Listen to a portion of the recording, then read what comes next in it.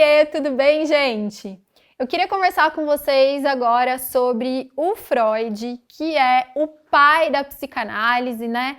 Esse teórico tão importante que foi médico e que inaugurou esse campo do conhecimento, que é a psicanálise. O Freud, ele tem uma obra sobre a qual a gente vai se debruçar um pouquinho agora nesses minutinhos, que é o Mal-Estar na Civilização, né? Essa obra é bastante interessante porque nela o Freud vai adotar uma perspectiva de relacionar o indivíduo com a sociedade e de entender por que o comportamento dos indivíduos em sociedade sempre traz junto com ele um mal-estar, né? Então, vejam que interessante, o comportamento dos sujeitos em sociedade sempre gera de alguma maneira para esses sujeitos um mal-estar. Então, o que o Freud vai trazer para a gente? Olha que interessante, né? Que nós temos ali, de maneira bem simples, tá, gente? Ali no fundo da teoria da psicanálise, a gente tem a questão de que a criança, ela tá ali, então, no útero da mãe. Vamos pensar tudo isso que eu tô falando para vocês como metáfora, tá? A psicanálise, ela vai operar muito por metáforas. Então, vamos pensar nessa metáfora. A criança tá ali no útero da mãe. E ali no útero da mãe, ela tem tudo aquilo de que ela precisa. Então, esse útero é essa zona de conforto, prazer, inenarráveis, né? Essa coisa maravilhosa para a qual a gente quer voltar, né? Por que a gente chora em posição fetal, né? Porque a gente tem essa esperança inconsciente de voltar para esse lugar gostosinho, quentinho, que é o útero da nossa mãe, né? Então a criança tá lá no útero da mãe, ali ela tem tudo que ela precisa, ela tá protegida, ela tem alimentação, ela se sente segura, né? Ela tem tudo de que ela precisa para viver. Muito bem, até que chega o dia fatídico do nascimento, né? Da separação da criança e da mãe. Quando ela sai ali do útero da mãe, ela vai precisar, pela primeira vez, sentir um desconforto, né? Ela vai sentir um desconforto respiratório, então dói respirar, ela vai sentir um desconforto pelo excesso de luz ali nos olhos, então vai doer esses olhos, né? Vai ser difícil essa saída. E, a partir desse momento, essa criança vai ter que desejar, né? A partir desse momento, ela vai ter que chorar quando ela tiver fome, chorar quando ela tiver frio. E a mãe vai ali, né? Ou a mãe, ou qualquer pessoa que fizer essa função, né, gente? Lembra que eu tô sempre falando da metáfora? Então, ela vai atendendo a esses desejos da criança desde que ela nasce. Então, a criança chora, a mãe vai lá e dá de mamar. A criança chora, vai lá e dá um banho, vai lá e nina, né? Vai lá e coloca um cobertor, muito bem.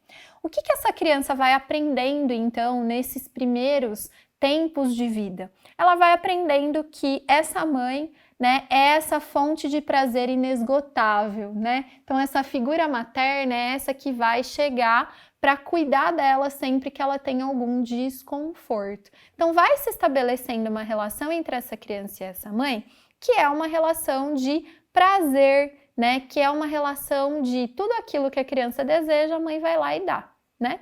E aí a gente precisa de uma função aí que faça um corte nessa relação, que é uma relação em que a criança vai ter tudo aquilo que ela quer. Essa função na psicanálise é o que a gente vai chamar de função paterna, né? Que não precisa ser necessariamente exercida pela figura do pai, pode ser exercida pelo trabalho da mãe, por exemplo, pode ser exercida por qualquer atividade que entre no meio dessa relação, que é uma relação em que a mãe é um objeto de prazer e é aquele objeto que vai sempre atender ao desejo da criança.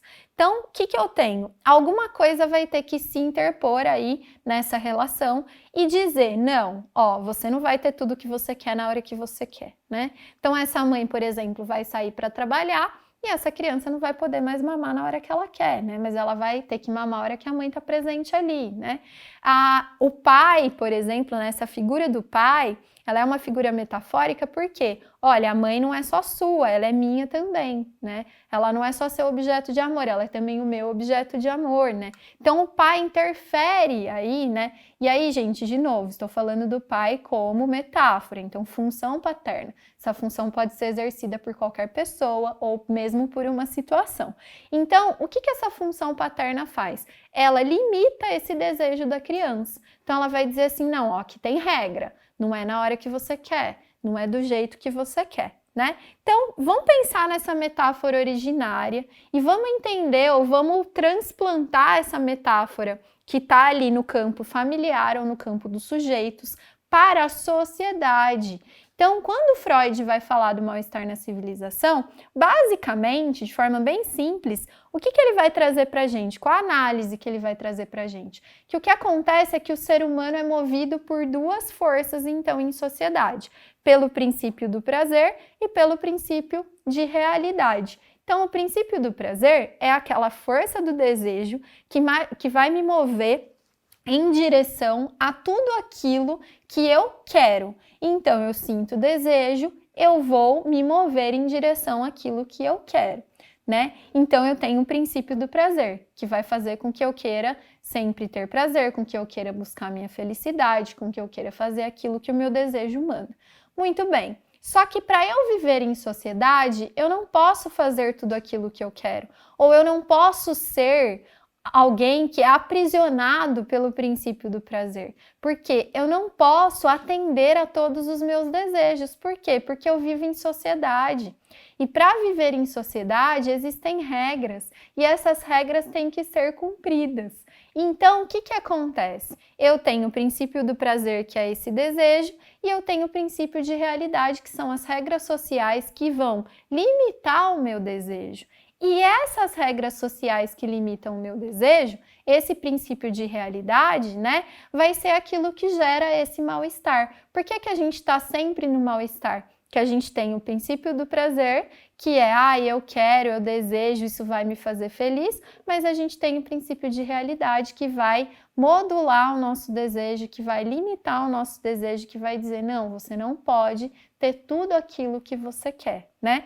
O ideal, então, seria um equilíbrio entre o princípio de prazer e o princípio de realidade, que não vai nunca ser livre dessa sensação de mal-estar, né? Porque para eu viver em sociedade, eu preciso ter de alguma maneira o meu desejo limitado, e isso vai causar sempre algum mal-estar, certo? Então, essa é mais ou menos a teoria aí que o Freud vai defender no mal-estar na civilização, que é muito importante para a gente pensar sempre nesse equilíbrio entre o que a gente quer, o que a gente deseja e o que a sociedade deixa a gente fazer com esse desejo, né? E como isso gera sempre um mal-estar. Como é necessário também, né, gente, esse equilíbrio, porque se eu só faço aquilo que eu quero, a tendência é a autodestruição também, né? O desejo, ele é autodestrutivo, então tem que ter algum limite, né? Então o importante é a gente entender até onde esse limite vai e até onde a gente pode realmente realizar os nossos desejos, que estão guiados aí por esse princípio do prazer,